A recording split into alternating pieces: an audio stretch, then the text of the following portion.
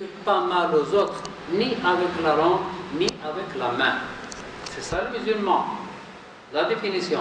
Et le fidèle, le mu'min, et le croyant, c'est celui dont les gens ont confiance et qui représente pour eux sécurité et pacifisme. Al-Muslim, man salim al-nas min lisanihi wa yadihi, wal-mu'min, man aminahu al-nas ala anfusihim wa aradihim. Le musulman, c'est celui qui ne fait pas mal aux autres, ni avec la langue, ni avec la main. Le croyant, le fidèle, c'est celui que les gens ont fait confiance. C'est-à-dire, il ne trahit pas les gens. Il ne trahit pas les gens, il ne fait pas à personne, ni à leur propre corps, ni à leur propre monnaie, l'argent, ni à leur propre famille, etc. Les gens lui font confiance et il est digne de confiance. Il est digne de confiance. Le croyant, c'est digne de confiance. Le musulman, il ne fait pas de mal aux autres. C'est ça le... Sinon... Donc celui qui fait mal au moment où il fait mal par ses propos et ses actes, il n'est pas musulman au moment où il fait l'acte? Je vous réponds. Les gens sont venus chez le prophète sallallahu alayhi wa sallam et on dit nous connaissons une femme qui jeûne très souvent et qui fait la prière jour et nuit, mais elle fait mal à ses voisins. Alors, qu'est-ce qu'il leur dit? Il ne pense pas trop. Il répond, elle est à l'enfer.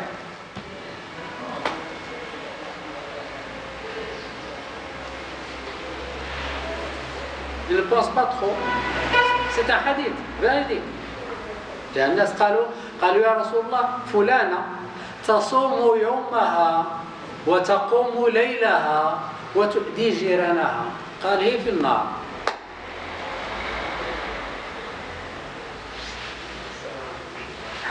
حديث صحيح véridique. Alors, la femme, elle jeûne très souvent, un jour sur deux. Elle prie le jour et la nuit, mais elle a un mauvais comportement avec les gens. Les gens, tous les gens sont mécontents d'elle. Elle fait des sottises avec les voisins. Elle dit, elle est à l'enfer. Et ils sont venus chez lui et ils ont dit, mais il y a une autre femme qui fait la salate, forum, la salade prescrite. Et elle dépense de choses très modestes. Parce que les pauvres, elles dépensent, elles donnent le monde de quelque chose de très modeste. C'est du lait séché. Elle a un peu de lait séché et elle donne un peu aux gens. Il dit, elle est au paradis.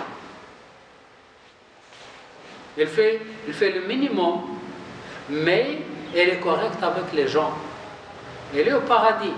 L'autre, elle fait le maximum, mais elle est mauvaise avec les autres. Elle est à l'enfer. Que dire aujourd'hui ici, peut-être au Maroc, dans les appartements, la plupart des gens, les voisins, il n'y a pas de communication de voisins. Et ma question est, est-ce que si on ne dérange personne et qu'il n'y a pas de contact, il n'y a pas de salam entre vous, est-ce que c'est un péché ou pas? Non. Du moment où vous l'avez dit, on ne dérange personne, c'est ça ce que l'essentiel, c'est ça. On ne dérange personne. Ça y est. Je sais bien qu'il y a beaucoup de gens, et surtout dans ce quartier-là où on se considère comme de la classe moyenne.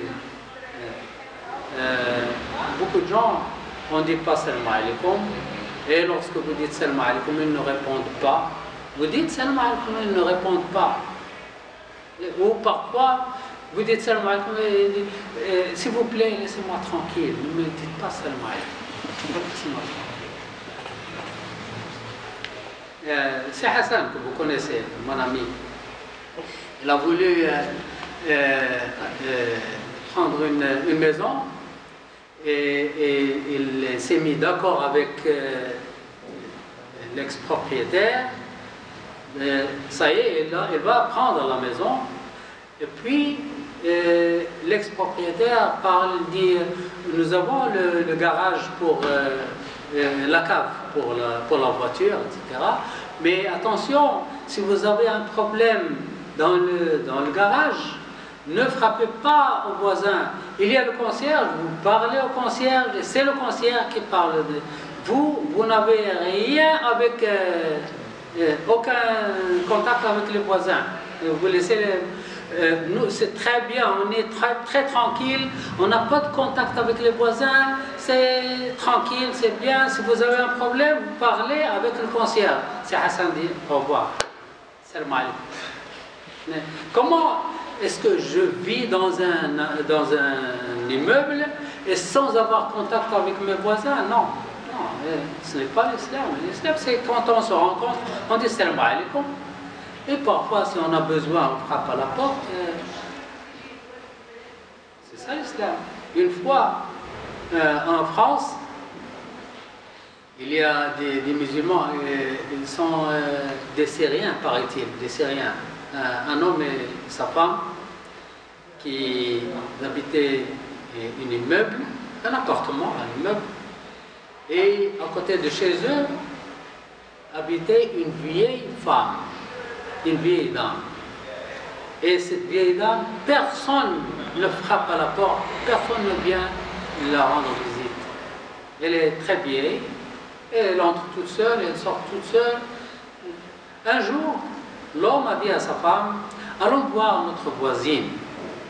C'est notre voisine, il faut lui dire bonjour, peut-être qu'elle aura besoin de notre aide, on ne sait jamais, on va la voir. Alors ils sont allés, ils ont frappé à la porte, elle a ouvert. Il dit, qu'est-ce que vous voulez? Il dit, nous sommes votre voisin, nous habitons là, voilà notre appartement. Il dit, oui, d'accord. Et après, pourquoi vous êtes venu?